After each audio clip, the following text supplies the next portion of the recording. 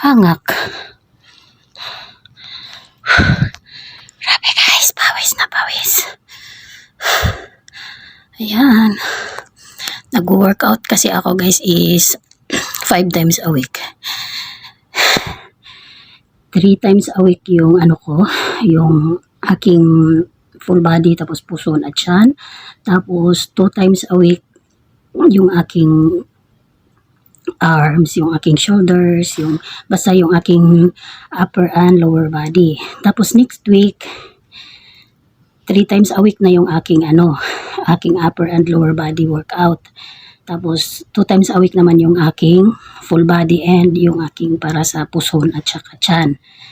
So inaano-ano ko sila guys, tawag nito, pinagpapalit-palit ko sila ng schedules. Pero talagang mag-workout ako is 5 times a week kasi kailangan din ng katawan natin ng pahinga. Yung mga muscles kailangan din nila ng pahinga. So ayan, mga basic lang naman yung mga workout ko.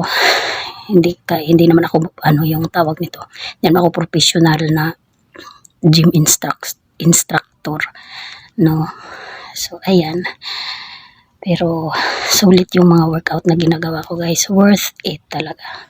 Kasi ang laki na ng pinagbago ng katawan ko. Dati yung likod ko sobra as in, parang caterpillar yun, layer yung bilbil sa likod, yung parang may didi na ako sa likod, parang 4 na yung dibdib ko.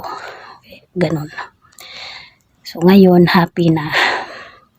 Kahit papano, medyo pumapayat na talaga yung likod ko guys. Tapos yung tiyan ko hindi na rin gaano malaki, lalo na yung puson ko. Paliit na siya ng paliit.